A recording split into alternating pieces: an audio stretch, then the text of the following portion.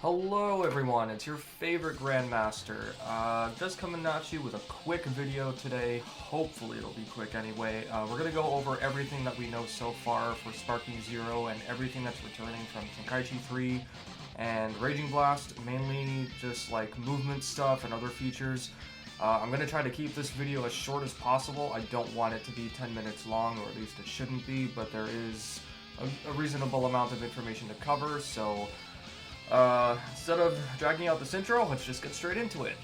Alright, so the first thing we're going to cover is the counter rush teleport, counter rush vanish, counter vanish, whatever the heck you want to call it. I'm not going to go into Tenkaichi 3's skill list or tutorial to find out, but I will slow this down as much as I can and play it at the recording time. So what that means is when you're punching your opponent and then you enter circle with a directional input to vanish to your opponent's side or backwards, you'll see here Goku does a vanish here. You'll see that his ki disappears. That's called a rush vanish. And then Vegeta does the exact same thing, losing some ki over here to counter vanish and end up on the other side. For comparison, that's what this looks like in Tenkaichi 3.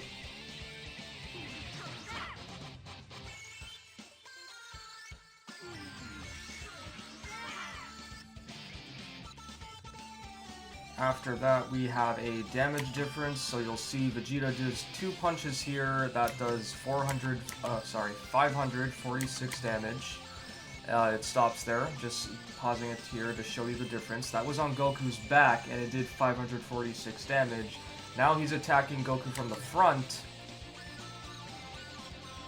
2 hits, and it still does 546 damage. So now for comparison, I'll show you what that looks like in Tenkaichi 3, because in Tenkaichi 3, you do more damage on the back than you do on the front.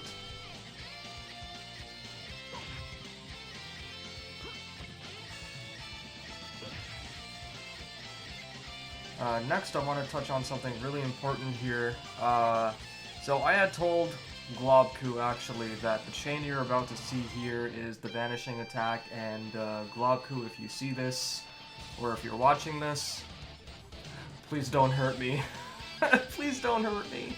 But effectively, what we see here in this next clip is Goku doing a heavy finish, and what this looks like to me is something similar to what Raging Blast 1 and 2 have, which is called the snap version of a smash attack. So if you charged up your rolling hammer, I'll show you a comparison in the corner here somewhere, maybe on the left or the right side, but if you did a rolling hammer or a ground slash or a lift strike or a heavy finish and you charged it up and released it at the right time in order to have it go through your opponent's guard, that was called doing the snap version of that attack. So what I think this might be that exact same thing, but of course this isn't what I'm talking about with Globku potentially not hurting me for possible misinformation. It's what happens after that. So now you see Goku instantly goes into a new attack, and he does one vanishing attack left and then a second vanishing attack. Now I personally hope that I'm really wrong about this being a vanishing attack at all. I think this is just a brand new combo that they've added to the system, because it didn't look like Goku was charging that up at all. It just looked like a completely natural follow-up attack.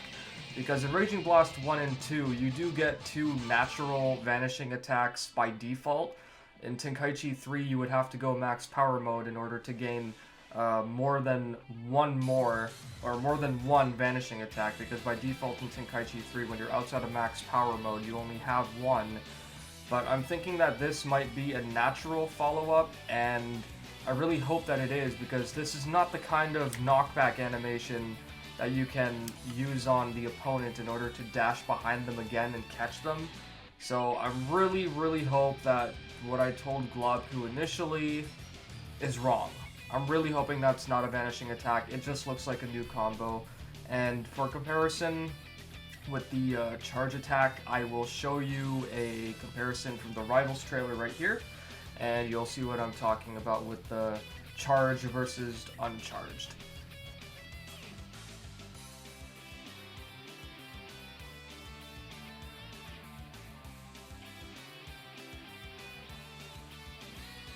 Something else I want to point out here is that when Vegeta is Dragon Dashing, he actually, when he's Dragon Dashing at the ceiling here, you can see that he stops for a moment, and I'm very sketchy about this, but I think we should be okay, because what he's doing is he's stopping his Dragon Dash, and then he goes into a short dash instead. And what that looks like to me, I'll have a comparison here with Ultra Trunks as well from the Power vs. Speed trailer with a comparison for Raging Blast, because how those two look to me is very concerning. What I'm really hoping is that these two Dragon Dashes are not the same thing, because Raging Blast to Dragon Dash, when you stop dashing, you are stuck there. You can't do anything if you haven't already entered your square input for doing like a smash attack or something, or a charged smash. And over here, I'm really hoping that's not the case, because we're gonna see with the Ultra Trunks example that he does a roll that's very reminiscent of the Raging Blast 2 roll, the recovery roll, and then he Dragon Dashes towards Dispo again. And there are two things to note on that, but I'll get to that a little later in the video, or maybe I'll put it here, we'll see.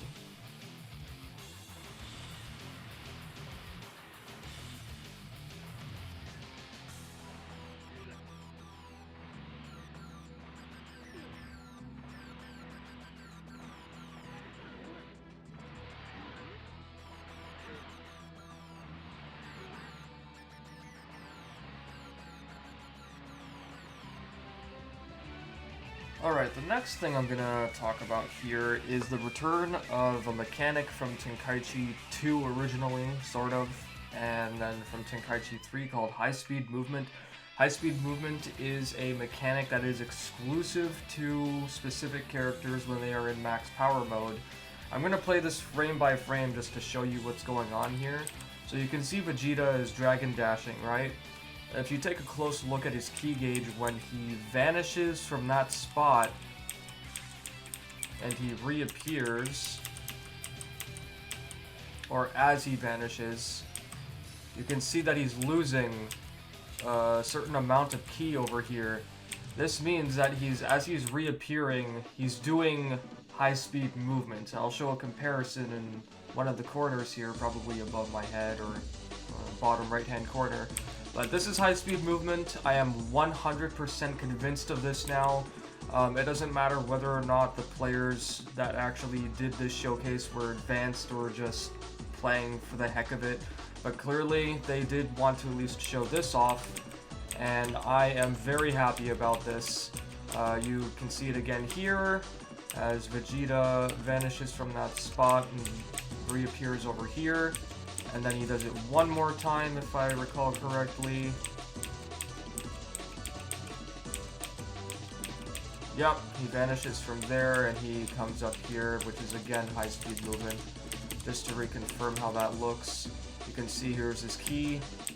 The moment he does it, the key has been spent, so this is high-speed movement. I'm super happy that this is back. At least I'm 100% sure that this is high-speed movement, so let's see where this goes.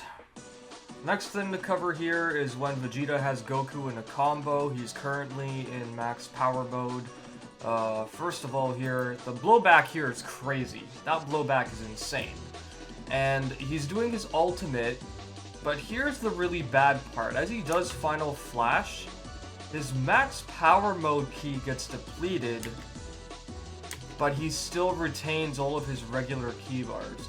Now, if this is something intentional that they're doing, I just hope that we have better answers for this, because this is horrible.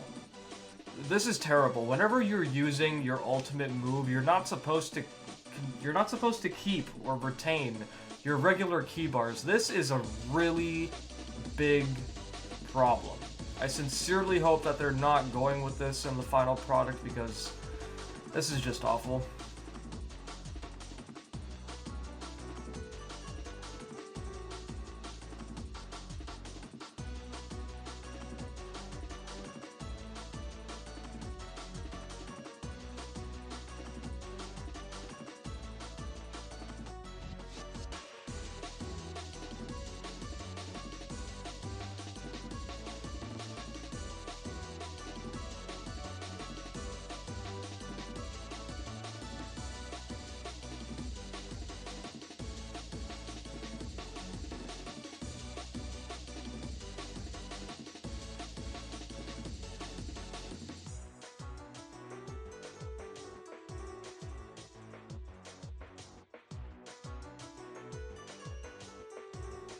Okay, to cover this part, because a couple of my friends were concerned about it, so you can see here Goku just used whatever this move is supposed to be called, and then he blows Vegeta away, and as that happens, Vegeta bounces off the wall rather than getting stopped by the wall, and I just want to point out the reason why that happens is because this animation, it's a twisting falling animation. These kinds of animations are equivalent to Heavy Crush from Tenkaichi 2 and Tenkaichi 3, which again I will show a clip over here somewhere. It's the exact same animation and you're not supposed to bounce off the wall and just like, you know, get stopped by the wall. So just so all of my friends are clear, this is not something that you can catch the opponent again after with. This is just a regular combo. This is how the animation after this super attack is done, so don't get panicky over it. It's nothing to be concerned about. Okay, I'm gonna go by this one very slowly, frame by frame, because one of my friends pointed this out to me actually. Like, I already knew that you consume skill counts when doing this, but this still really sucks. So, Goku, Super Saiyan Blue Goku just used his down smash or what have you, and smashed Super Saiyan Blue Vegeta down. Now, he's about to recover, he's about to get one more skill count back, but at the same time he does that,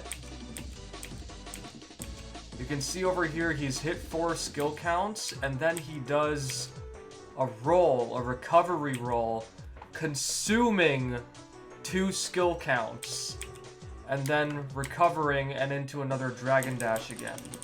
This really upsets me. You really have to think about what kind of situation you're going to be in if you want those skill counts, because if you consume skill counts to recover and then Dragon Dash again towards your opponent like Vegeta is doing here, which is the exact same thing that Ultra Trunks did in the Power vs. Speed trailer, example on screen. This is horrible. This really worries me, but with the lack of game mechanics currently that we know are present and are unaware of, there's only so much we can do, so for the moment I'm not going to spend too much time on it. Okay, so I almost forgot one more thing here, or not really forgot, but I was going to include it, then thought I wouldn't, and then I figured, okay, might as well since I was going to initially. The sidestepping and backstepping, etc. that we saw in the Sparking Zero gameplay showcase, it does actually look a lot like Raging Blast 2, but it also at the same time looks like a much more modernized version of Tenkaichi 3's stepping. So I really hope that it is just that, because if it's Raging Blast 2 stepping, we are going to be in for a buttload of trouble, because the step system in that game leaves you wide open for an attack. It is not a good idea to do any stepping in that game, especially if your opponent can just punish you. They have enough ki to do a super attack. It's literally free damage for them. So let's just hope that it is actually Tenkaichi 3 stepping and not Raging Blast 2 stepping. And then of course, finally, the last fairly relevant thing to touch upon is the presence of the Z counter again. So we do see that Goku does the Z counter here.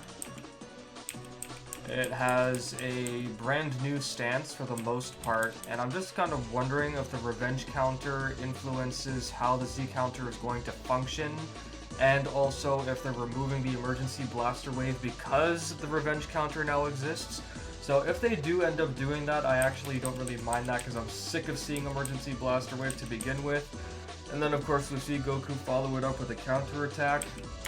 So I guess we'll see how this works out, but I think for now, actually, that's everything to cover for all the Tenkaichi comparisons and Raging Blast comparisons with the Sparking Zero footage.